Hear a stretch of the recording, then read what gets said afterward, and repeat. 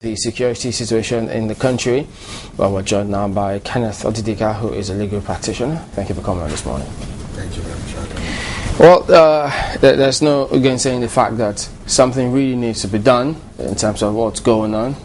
They may say that something is being done, but it remains to be seen by a whole lot of people, because one thing it has the capacity or potential of just perhaps disrupting, if not wiping out, whatever memory anybody has of what has been done previously, perhaps hashtag Kano or Bauchi, as a matter of fact. But from what you've seen, what's your thoughts on the handling of what's going on now? First of all, let me express my condolences to Channels Television for the death of NHA Koku, and also the condolences of my family. Now to your question. There are things, obviously, that people who are in office, who are in power, who are governing, may know that the outsiders may not. The president, for instance, gets security report from everybody, all the agencies, maybe coordinated by the SSS.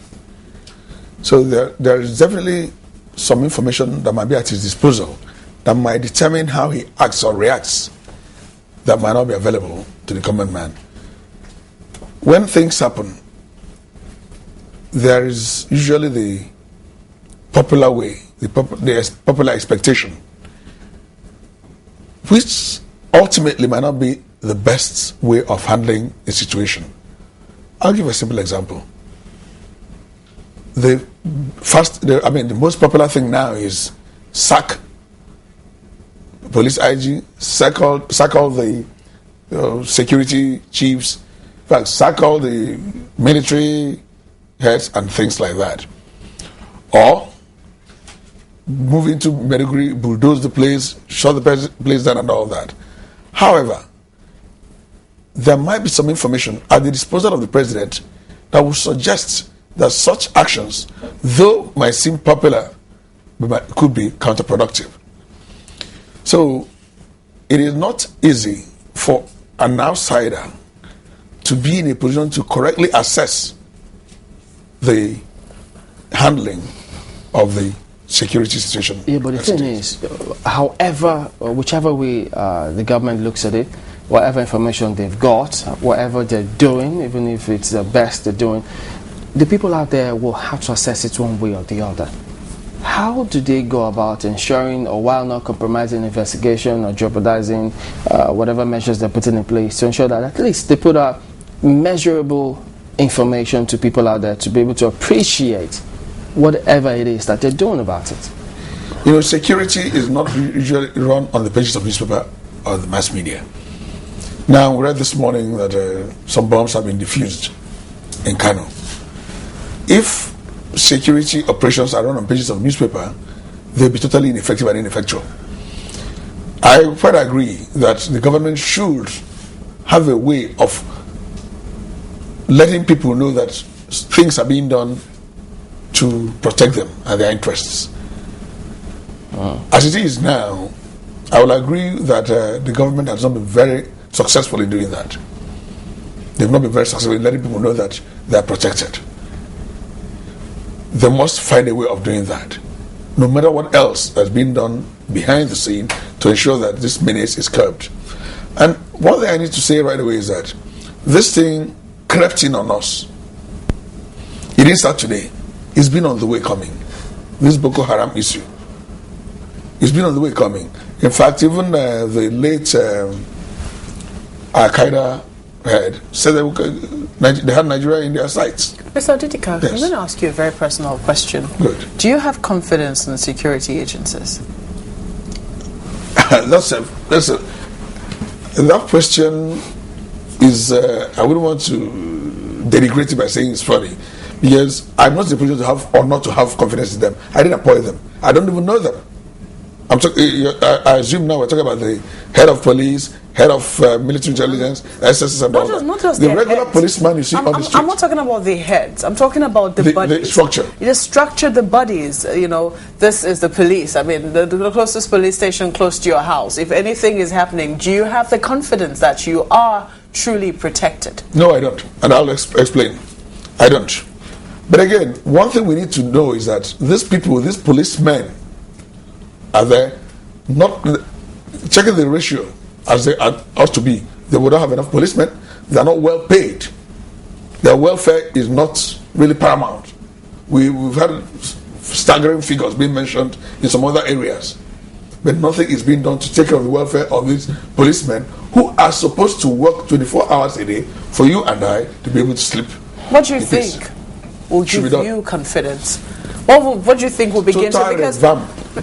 Because let's look at it now. When an incident happens, usually what we get is a visit to the site. There'll be plenty of words. We'll fish out the culprit. So try and reassure us. Do words reassure you? The words have been spoken so often, so frequently, that they practically have lost their meaning. But again, you said, what do I expect? What do I want? What would I want? Yes. I want a situation where the welfare of the security agents is paramount in the scheme of things in Nigeria.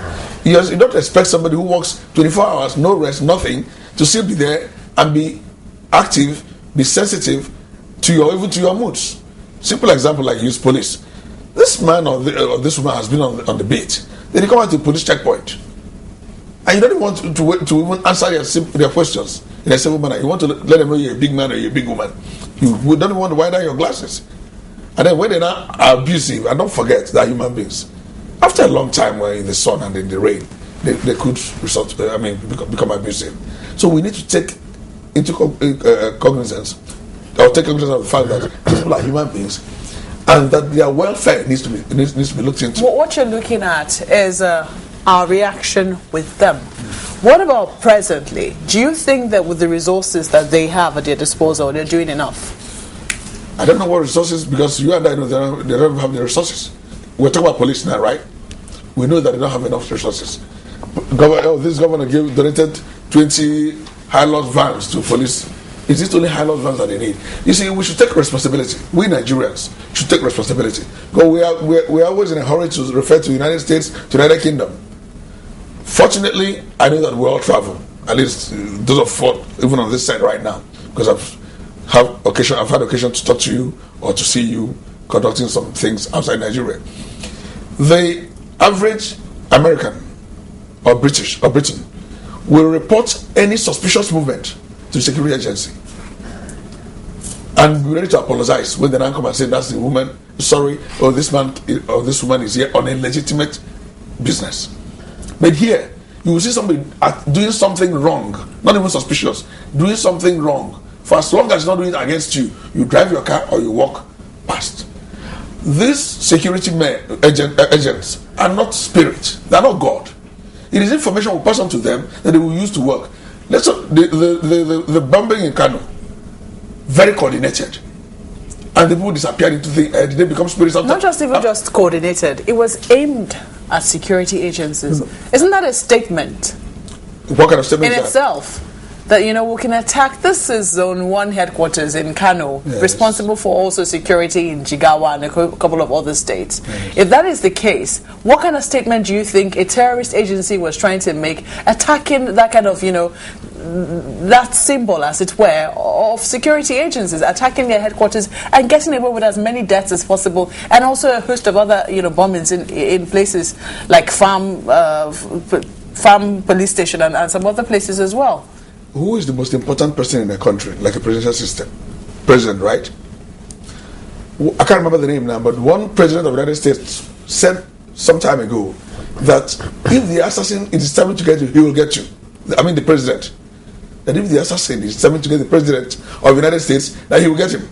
That's the president of the United States talking. Now, here, like I said, these people planned what they wanted to do.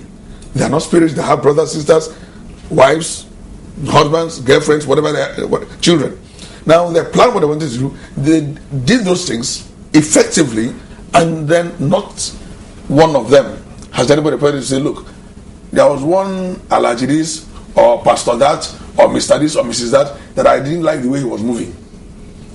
What it means is that we as human beings, we as nationals of Nigeria, are not even doing what we're supposed to do.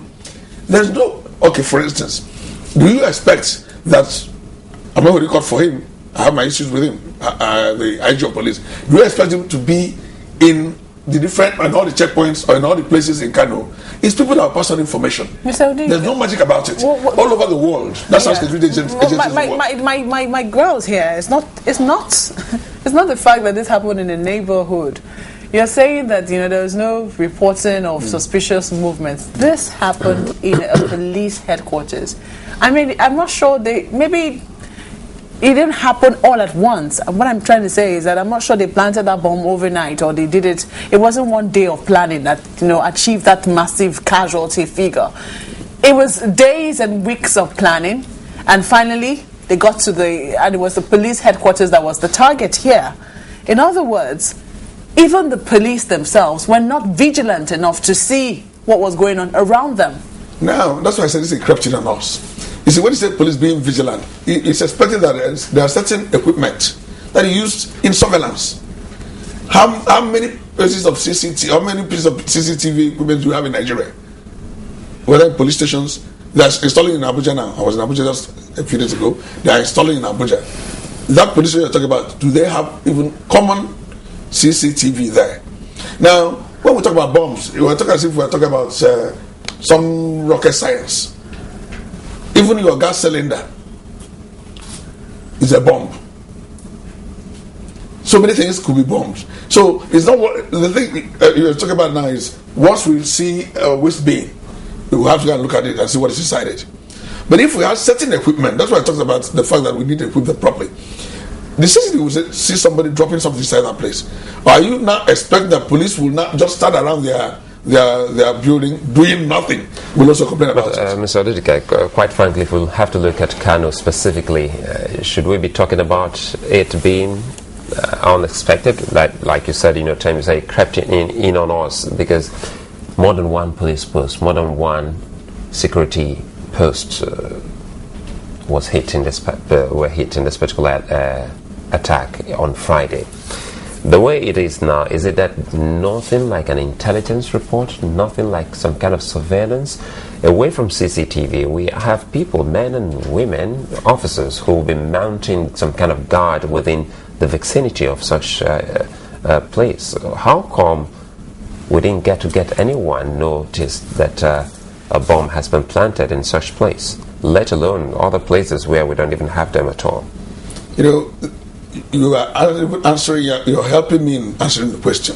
But you said intelligence. Intelligence doesn't drop from the sky. Human beings are supposed to provide this intelligence. But we've been to police stations and we see that you have men and women around. So that they take guards and they take turns to safeguard their area, isn't it? Yes, they do that. So how come that the bombs dropped from the sky? That means someone planted it. How come? Now we're trying to look if they have some kind of insider connection in all of this, because it's quite impossible for you to even go to a police station standing aloof without someone accosting you. Exactly.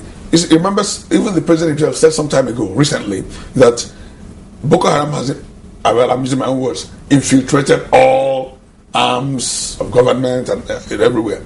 So definitely there must be some, and that's why I said this people just disappeared even after executing their evil plot. They disappeared.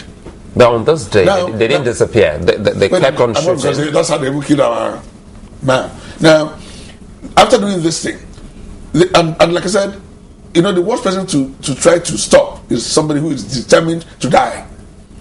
If I don't want to die and I want you to kill you, say, look, if you don't stop, I'll kill you. I shoot you. I'll stop. But if I've already decided I'm going to die, you can't deter me by telling me if you don't stop, I kill you. I'm already coming to die anyway. So some of these people who come to this thing are prepared to die. Now they come in there, do their thing, and go away.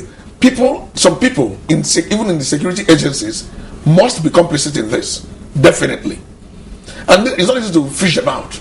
Don't forget the training you received, it's the same training they received. I'm talking about when you're training all the agents. So if I start to go bad after our training, it's difficult for you to know, because I know your system of operation. But not that it's impossible. How can it be possible? It's not impossible. Definitely not impossible. But doesn't this speak to something about the fabric of our existence as a society? Because there are things that are happening today out there that maybe those in government may gloss over it or not take it so seriously. Ethnicity, for instance. I mean, on a regular basis, they laugh over these things, but I know that perhaps it doesn't enjoy the benefits of research now. Some of these countries where progress is made, we see they seem to be monocultural. But when you come to a society like ours, are we shying away from telling ourselves the truth in this country? Yes. We seem to be shying away from telling ourselves the truth. And it's not people in government. But when you say people in government, you look like just those few people. Nigerians generally are shying away from telling themselves the truth. You see, your culture might be totally opposite of mine. And then we come and pretend that it doesn't mean anything. I'm not going to kneel down to greet anybody. It doesn't happen in my place. Oba, chief, whatever you like, president, I'm not going to kneel down to greet you. But if in Lagos, for instance, which is basically a Yoruba place, they expect me to practically kneel down, if not lie down, to greet Oba, any Oba or whatever. But I'm not going to do that. Now, people around will see that as disrespect. And they will start working against that. This man is disrespectful. We are supposed to appreciate the fact that we are not the same. We can answer the same name, Nigerians. But because, according to the books, there are about 250 ethnic groups in Nigeria. So what it means is that there are differences which we must appreciate. And if, this is my personal opinion, if actually we find out that it's not possible for us to relate in one entity called Nigeria, live together and have everything together, then we should sit down and decide how to go about this business.